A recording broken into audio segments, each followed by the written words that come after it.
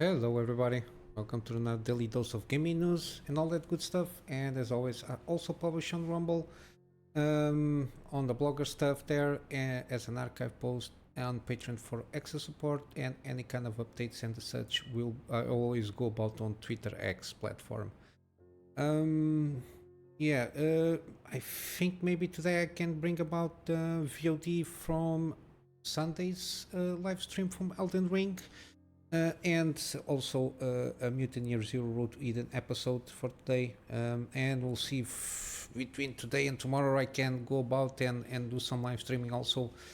But yeah, I will try to go about that. Just pay attention to my Twitter, because when I stream around 10-15 minutes before the proper stream starts, I do some intro there to warm up. And I usually tweet that.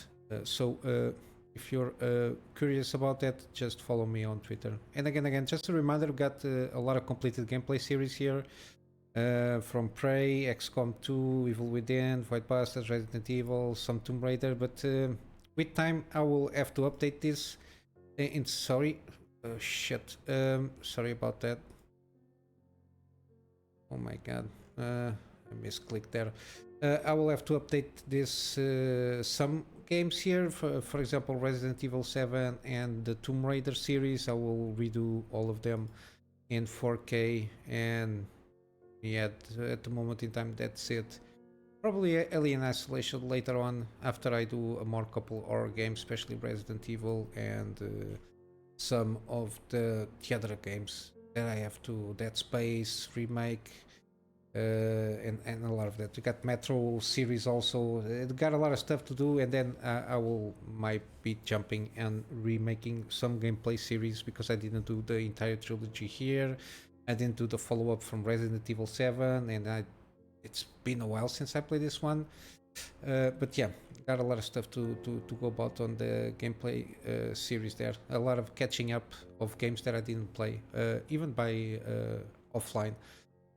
But yeah, let's get to some gaming news. We got more kind of we got a conclusive response that the PC port will happen on Final Fantasy 16, but we don't have like a proper release date. At this moment in time, they are still doing the optimizations needed for the PC port to happen, and they are in the stage that even the PC specifications are a little bit high on the high end, so they will need to continue to optimize and see how can they tweak everything to lower a little bit the threshold of PC hardware, so people can play the game without the need of 4090 to have playable frame rates there. The tease is we'll get the demo in the meantime, probably this year, but I'm assuming more later this year. We might get a demo on the game, because if they are still on the stage that they are still getting optimizations done, I don't see, unless the demo itself is just a vertical slice and they managed to improve that or fine-tune everything there. But they are fine-tuning everything, not only the demo, but I assume that the PC port will have playable state when the demo comes out. So I will assume like probably 2 months before the game will launch, they will have like the demo will serve to a certain extent like a troubleshooting, like a beta testing to a certain degree, see if there is a lot of issues or not. But yeah, it's good to see that they are going about this. I always, to a certain degree, enjoyed playing here and there some Final Fantasy here and there. They got some teams that they like to approach. But yeah, it's some are very good. Some of them are good. So far, I don't remember if they've been launching like a very poor Final Fantasy. I don't think so. But yeah, and this one interests a little bit here. I think that the story in terms of intrigue seems pretty interesting. But yeah, we'll see when it comes out. But yeah, at least we have this on the back of our minds that probably next year. I will keep my expectations next year. I'm not in a rush. I got a lot of stuff to play. Got the Shadow of the Earth 3 at least for me, and a lot of other games that I want to catch up first in a lot of the backlogs and the stuff that I want to play that I missed out before trying to always playing the new thing here. For me, they are all new because most of them I didn't play it. So that's that. Regarding Forza Motorsport, it's kind of been a disappointing launch on this game to a certain degree, but seemingly this new update 6 will finally fixes some frustration progression. I watched the update, this video, the overview here from them. So basically, like they said, you got before each car, even if you have like duplicated cars, if you have like, for example, this, I think this Alfa Romeo 4C, if you have like two the same, you have to basically grind up the XP of the car itself, so you can unlock the parts, so you can do the engine swaps and all that jazz, the liveries and the body kits and everything. You always had to do the grinding part of racing with the car until you reach the max level. I don't know, 25. I don't know. I didn't play the game, so but I know that there is one of those things they were teasing about it, and yeah, it's a lot of grinding, unnecessary grinding, and I think they I don't know if they overcorrected in the sense that at least you get the possibility of still maintaining that grinding, but you can but the parts themselves are unlocked from the start, and you can have the how they call it, the car points, which I think what gives you the chance of buying those car parts. I assume that from the video that's what I understood. They can be earned by leveling up the car normally, or you can just trade your in-game credits. So the normal credits, not real money, even though I think they have like, but regardless, you can trade in-game credits for car points. I think it's 4,500 credits for 500 car points, from what I understood. So you can then buy itself the car parts that you want to upgrade on the car itself. And yeah, there it is, 4,500 credits for 500 car points. Then you got some more cars launched for people that have the season pass there, and supposedly they are going to launch another track in April. I'm not sure which one, but yeah, I think they did also they announced the combustion tour, which like being with cylinders, cylinder cars like 4-cylinder, 6-cylinder, the V8s and the V10s and everything. Got a lot of races to do there. Supposedly new quality of life features and fixes, and including the ability to rewind during the entire race. I think also some improvements on the drive avatar stuff, AI there, and supposedly more accurate VRAM use estimates, which is always good. Again, I remember watching the review for this game.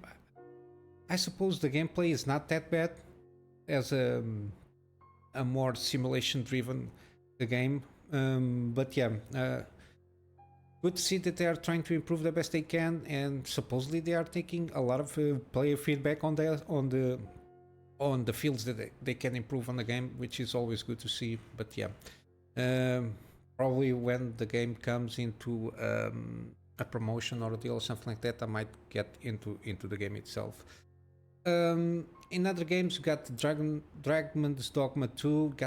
Now we got the size of the file size around 70 gigabytes, at least on the Xbox stuff. So we got a better sense of how much storage we will need to free up on your PC. Because I'm on PC, I don't use not because I don't like it. I usually was always more about PC stuff than console stuff, mainly because of the exclusivity stuff. I don't like exclusive things, especially games. But yeah, around 70 gigabytes, give or take. Again, and we already covered the PC requirements there, and got already out the character creation for your main character and for your first pawn. I think that they call the first pawn. and you then can use that character creation kit there to put on the main game when you start the game there, so you don't need to kind of lose that time when you buy the game. So it's like a thing that it's like a, I don't know, it's like almost a demo, so you can tweak around. There's been a lot of tweets regarding some character creation, very very lifelike, and some of them very similar to um, a lot of other characters from other games and movies and series and all that jazz. And lastly, we got Monster Hunter World, sold around 25 million copies. Again, this is mainly because of the 20th anniversary of the Monster Hunter franchise there.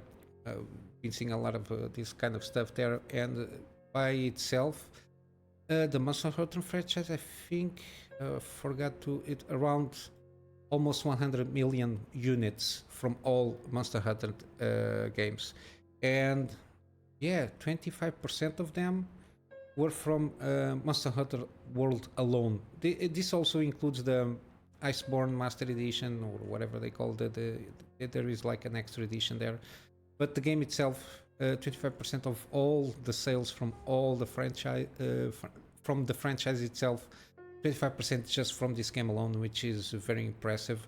It opened the floodgates for this franchise.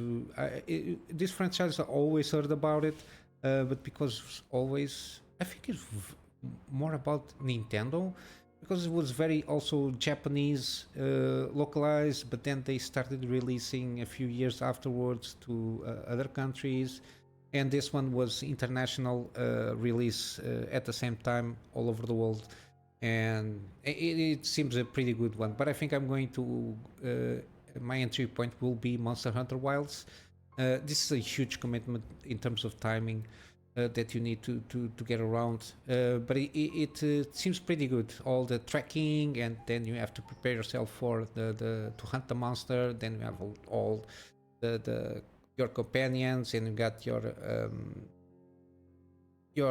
things that on the world itself. You can use the world to have monsters fight other monsters, so you can weaken the monster, so you can then kill the monster and take their resources there. But yeah, seems pretty interesting. I think I'll go for the wilds when it comes out. That's why I'm very interested on the in-game. Oh my god, this is Capcom? No, this is. Oh my god, not Cap. Yeah, it's Capcom. I always confuse Capcom with the other one, which I don't remember the name. But yeah, the other Japanese publisher. Yeah, Capcom. They have the Resident Evil engine, or To the Moon engine, or whatever they are called. They're being using on Resident Evil, and this new engine, which is coming also in Dogma 2, and the fact that Capcom is coming up with hit after hit in their game launches. I'm very interested on that engine itself and how it can handle the like open world stuff, and how we can, if it is that flexible or not. It's something that I always like to follow up, because it will give a little bit more competition on in-game engines, and I don't know if they're going to licensing it outside of Capcom in-house IPs. It will be interesting to see what people can come around, because the game engine seems pretty good for all around. I think it seems very flexible, at least from the videos that I've been showing from Dogma 2 and with Monster Hunter Wilds. We'll see how it goes. But yeah, that's my curiosity there regarding the in-game engine there from Capcom. Yeah, basically in terms of news, what I got here. Not a lot of hardware stuff. Seems pretty calm. We got some industry stuff, but nothing usually pertinent to desktops and DIY market. I will wrap up with some gaming deals. We still, again, we got Monster Hunter World. Now it's on the deal, 67% off on the base game. Then you got the other, including the Iceborne Master Edition Digital Deluxe. It's a huge name. 65% off, which seems to be the better option, because got a lot of stuff here there. Again, this is like 200 items. Some of them are free already. I assume they're all coming with depending on the game edition. But yeah, a lot of it it's here. So I will leave it for you to choose. It's a shame they don't have like a demo here, but yeah, it is what it is. We got Forza Horizon 5, 50% off in all editions. Basically, then you got the premium bundles. Again, this game seems pretty good. These guys, in terms of the Forza Horizon series, they've been they hit a pretty good balance there regarding the racing and the arcade and the not very much simulation. Nobody drops themselves from a plane there with a parachutes. But yeah, it seems pretty good. We got also, okay, I forgot to check here. The yes thing, got Resident Evil franchise is still on sale, including also Resident Evil 4 Remake, 25% off. Again, I will leave all the Resident Evil games on the description that are on a deal, but I like this one, Resident Evil 4 Remake. We got the Long Dark here. Very survival, open world crafting game. But it has a story mode that seems pretty interesting. And this is one of those cases that a successful early access kind of a thing there on the long time ago, almost 8 years ago, give or take. But yeah, it was a success case. They started with a small area with some crafting things, and they were evolving throughout the years, and they managed to launch a full game here, which is very positive feedback here. Got also Archip Shipbreaker, around almost 60% off. Again, physics based, you dismantle ships for money, and basically that's the main gist of things. Of course, you got a lot of more stuff happening there. On GOG, we got Dogma 1, so the Dark Horizon. This is the PC port that came out in 2016. I think it's been 10 years since the first game, 10 to 12 years, I'm not sure. This is the PC port which came after the console stuff, so I think it came like 1 or 2 years after the original launch.